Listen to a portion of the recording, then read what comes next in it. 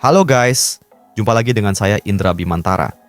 Hari ini kita bakal ngebahas cerita yang mungkin bakal bikin kalian ternganga, karena kisah ini bener-bener ada guys. Tragedi yang sangat mengerikan, tentang seorang ayah yang ngurung anaknya sendiri selama 24 tahun di ruang bawah tanah rumahnya.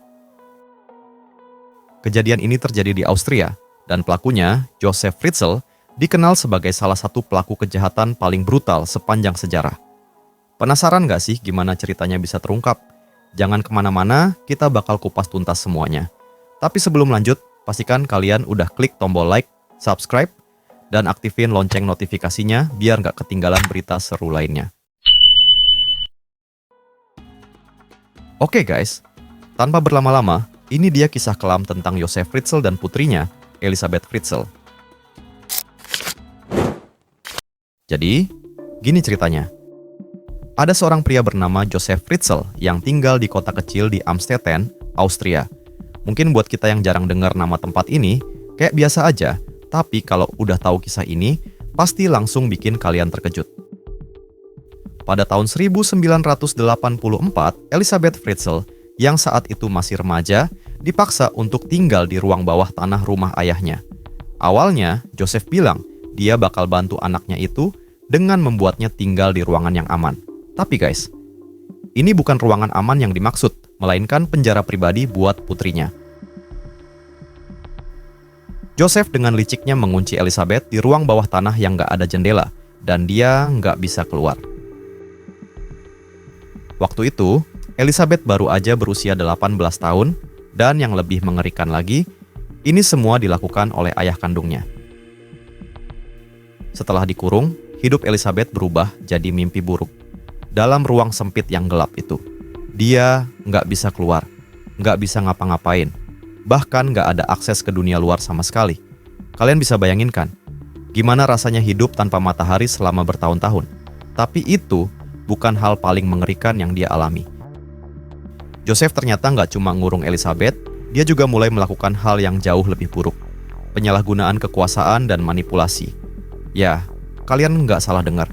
Selama bertahun-tahun, ayah kandungnya itu berulang kali memperlakukan Elisabeth dengan sangat buruk dan menyakitkan.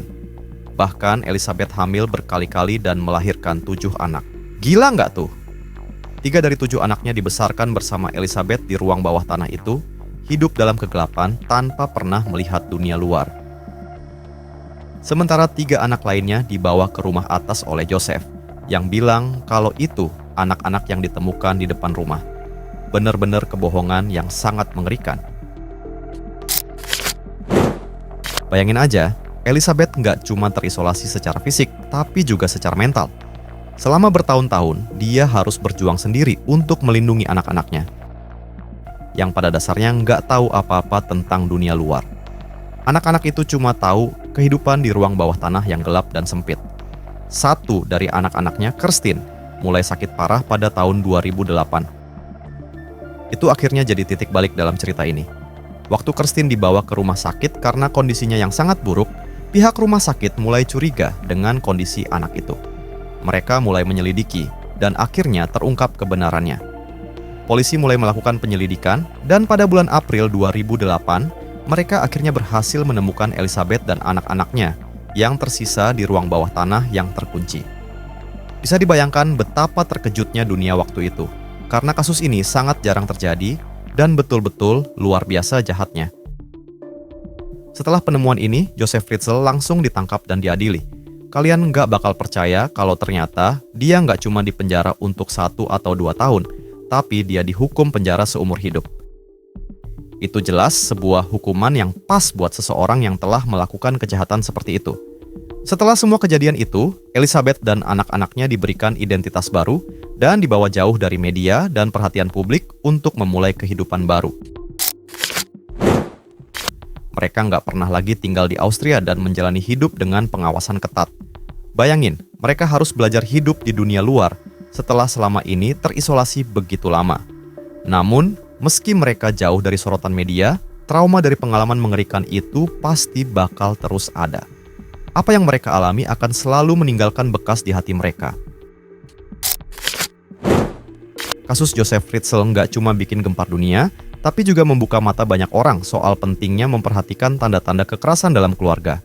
Kalau kasus ini nggak terungkap karena Kirsten yang sakit, mungkin kita nggak akan pernah tahu betapa mengerikannya hidup yang harus dijalani oleh Elizabeth dan anak-anaknya.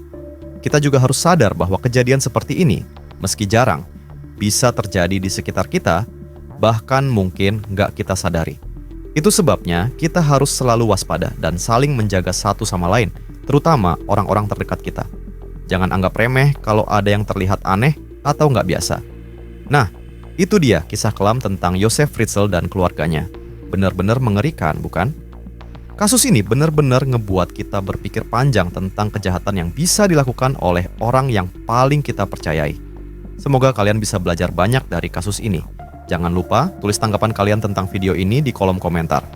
Sampai ketemu di video berikutnya.